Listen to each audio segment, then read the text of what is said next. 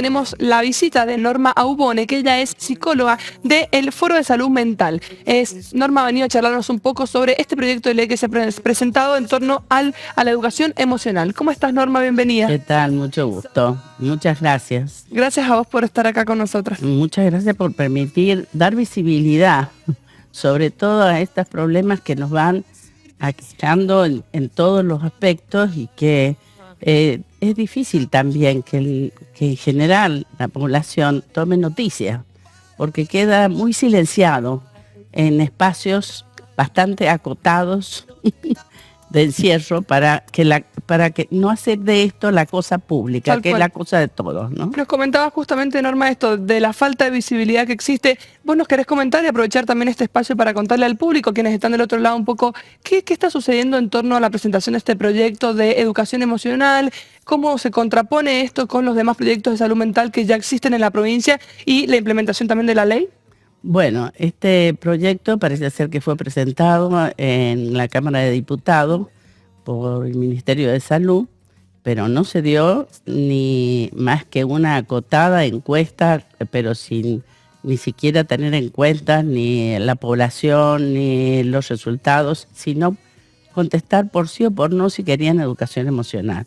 Una pregunta así tan ingenua, por supuesto todo el mundo dice sí, necesitamos educación emocional, en términos de que sabemos que las emociones nos desbordan muchas veces y no se sabe cómo, qué, de dónde vienen, etcétera.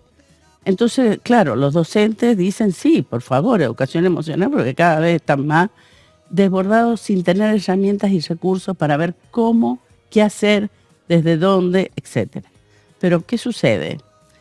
Aquí hay una limitación en términos de que no se ha abierto a la comunidad. Fíjate que en Córdoba, el Ministerio de Salud, de Educación de Córdoba armó una encuesta, pero no dirigida así, a por sí o por no, sino abriendo interrogante a la población en general, a los actores intervinientes, para decir qué tipo de ciudadanía necesita construir a partir de la escuela. Porque es un proyecto de ley que se viene presentando también en otras provincias, ¿verdad? Es algo que no solo se está debatiendo acá en San Juan, sino a lo largo del país. Por supuesto, porque esto tiene que ver con un paradigma y que se trata de imponer a nivel Claro, porque nacional. también tiene mucha relación con la ley que ya está vigente, nada más que bueno, no se da en todos los ámbitos, en las aulas, que es la de educación sexual integral. Bueno, lo que pasa es que así como ha pasado con la ley de salud mental, que una cosa es la ley como horizonte hacia donde vamos, donde se aspira. hacia donde se aspira, pero que todas las disposiciones, los presupuestos, las asignaciones, los nombramientos tienen que ir dirigidos a la ejecutividad de esa ley, a la implementación real de esa ley, así como no se ha terminado de ejecutar y a implementar la ley de salud mental a nivel nacional, a nivel de las provincias, porque todo eso requiere, primero, una capacitación continua de los profesionales que estamos en general formados en otro modelo, y segundo, pero muchísimos recursos económicos para generar dispositivos comunitarios, colectivos, interdisciplinarios, de apoyo, de sostén, de inclusión, de creatividad, etc. Así como no se ha implementado la ley de salud mental, entonces se empieza a tener mala prensa. Mala prensa porque dice, bueno, en definitiva se largan a las personas con padecimiento mental a la calle sin más. También convengamos que los manicomios son lugares de exclusión, de denigración, de exclusión de los derechos más básicos, como es saber con qué me alimento, qué quiero vestirme, comprar. De ahí en más. De ahí en más, lo mínimo. Entonces son condiciones infrahumanas. Pero más allá de esto, las internaciones que deberían ser por situaciones de urgencia, de emergencia, como cualquier problema de salud física, pero así como se da una atención domiciliaria, internación domiciliaria, para que el paciente se sienta sostenido y acompañado por la familia, así tendría que ser internaciones, acompañamientos domiciliarios y permanentes con la familia, con la comunidad. Pero estos dispositivos no se han conformado y los que se han conformado no han sido sostenidos apoyados económica e institucionalmente. Bueno, ese es el tema de la educación de la salud mental, pero no es diferente a la educación integral, de sexual integral, porque considera la educación sexual integral que la afectividad comprende de manera mucho más integral y compleja justamente toda la vida emocional. Claro. Pero a partir de saber identificar de dónde vienen mis emociones, que no son universales, iguales para todo el mundo, sino que dependen de como emergentes de un contexto familiar, de un contexto grupal, de los compañeros, de la escuela, de los vínculos institucionales, sociales, económicos, políticos. Entonces, las emociones son resultantes de esto. No se pueden tratar las emociones como iguales para todo el mundo, ¿no? Que es un poco lo que plantea esa nueva ley. Claro, ¿no? como si todos fuésemos iguales, descontextualizando el aquí, el ahora y el contexto en el que cada sujeto es emergente. Y por otro lado, no tiene en cuenta la subjetividad, que es la forma singular de cada sujeto que somos nosotros, sujetado a un montón de condicionamientos, y esa subjetividad que se conforma en el intercambio permanente y en el vínculo también con todos los otros ámbitos. La educación emocional parte más o menos con el modelo del coaching, ¿no? Saber controlar, dirigir hacia dónde, para qué, para ser eficientes, exitosos en una adaptación a las condiciones del medio. Casi como Claro. si fuera una empresa, como que las personas no fueran parte de una empresa y el Estado pasara a ser justamente una institución donde uno dice, bueno, así, literal como si fueran los objetivos y las visiones de una empresa, ¿no? Exactamente. Esto que se arma en el mundo empresarial es tomado para hacer de los ciudadanos, no la construcción de ciudadanía que implica la vida en común, ¿no? Sino la producción de sujetos que sepan adaptarse al medio y ser productivos y exitosos, pero con unos ideales de éxito y productividad que están enmarcados en la idea de lo mercantilizado, la idea de lo económico, la idea de priorizar ese valor de economía por sobre todas las cosas. Mientras que la educación sexual integral apunta justamente a construir una subjetividad conformada en los vínculos para ser sujetos que van progresando en sus condiciones de derechos humanos complejos y en comunidad. Son dos visiones diferentes. Ahora, ¿qué queremos? ¿Qué sujeto queremos? ¿Y qué tipo de construcción como ciudadanos queremos?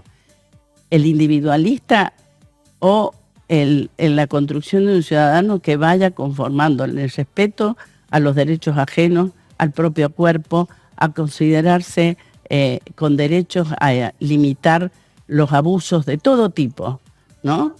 A ser objeto de abuso y de dominación y no sujetos de derecho. ¿Y por qué crees, Norma, que se da esta situación de que, habiendo ya dos leyes sancionadas en torno a la salud mental, la propia ley de salud mental y también la ley no de educación sexual integral, ¿por qué crees que se vuelve a dirigir la propuesta a otro tipo de modelo y no al real cumplimiento de estas leyes?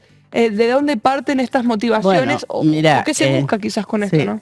Mira, si en los convenios internacionales esto viene construyéndose de larga data. Es más, estamos próximas mañana a conmemorar el Día Internacional de los Derechos Humanos, declaración internacional dada en 1948 para poner límite a la crueldad de la Segunda Guerra Mundial. Evidentemente ha venido construyéndose por larga data estos límites a la crueldad humana que se van presentando en diferentes momentos con diferentes máscaras. Hoy tenemos otras máscaras de la crueldad. Y evidentemente tenemos que saber que vivir en sociedad y en comunidad implica siempre luchas y tensiones, conflictos. El tema que trabajamos sobre los conflictos para construir superando conflictos en la búsqueda de mayor vida común, o planteamos el conflicto como una manera de disgregación, de fragmentación para la concentración del poder de los pocos sobre los muchos. Y estos son dos visiones de mundo que las han habido siempre y que van a seguir estando, porque quien tiene el poder es muy difícil que quiera renunciar porque sí al poder. Claro. O sea, que los derechos de los muchos siempre va a ser Una a cuestión de función lucha. de lucha. Nadie renuncia a sus privilegios porque sí. Es más, consiguen concentrarlos cada vez más. Y sabemos que los medios de comunicación, sobre todo ahora, no los medios solamente, sino las redes sociales y demás, son los concentradores del poder, utilizando la manipulación emocional, obstaculizando el desarrollo del pensamiento crítico, que es el que nos permite procesar esas emociones para poder diferenciar quién comunica, cómo comunica, para qué comunica, de qué soy yo, tú, él, Tal cual. Tal cual. objetos de esta manipulación. Y de lo colectivo comunicativa. también, ¿no? El pensamiento crítico y también el pensamiento de lo colectivo, ¿no? Porque recién charlamos... Ambas vienen a romper con estas dos cosas. Pensamiento crítico, que es lo que nos permite sustraernos de la alienación, de la enajenación comunicativa, y lo colectivo. Esto es individualismo, acciones y promoción de actos pulsionales, acciones, tocando simplemente ciertos resortes emotivos, pero sin pensamiento crítico, y en el absoluto individualismo detrás de una pantalla. Claro. Pudiendo decir, agredir o bardear a Sí, todo el mundo. o quizás también en la promoción, ¿no?, de algunas prácticas individuales, de decir, bueno, yo me compro esto, tengo esto, y sin tener en Yo cuenta me también... autogestiono, me autodetermino, Claro, no le porque a debo veces nada a nadie. No es, claro, no es de lo negativo, ¿no? Pero sí es decir, bueno, yo me construyo, mira cómo yo construyo mi mundo, sin comprender que quizás el otro, aunque quisiera y lo vea en las redes, no puede por una condición social.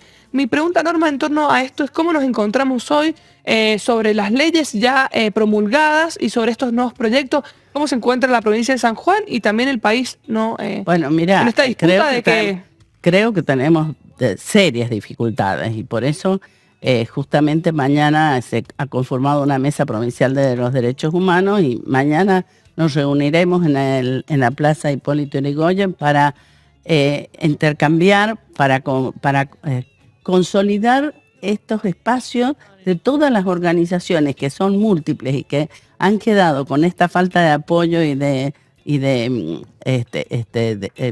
Estado, quedan desmembradas. Bueno, nos vamos a tratar de reunir, de seguir repensando cómo, qué, desde dónde podemos colaborar en una construcción progresiva, en red. No para atacar, Sino para construir. sino para construir. Ujú. Porque si algo ha faltado es esta construcción colectiva, justamente. Están los paradigmas, están las leyes, que son leyes internacionales y convenios internacionales. Por más que venga un presidente y no adhiera a un convenio internacional sobre los derechos de género, sobre los derechos de la mujer, sobre los derechos de los niños, niñas y adolescentes, los convenios internacionales están, y la justicia está regulada por estos convenios internacionales.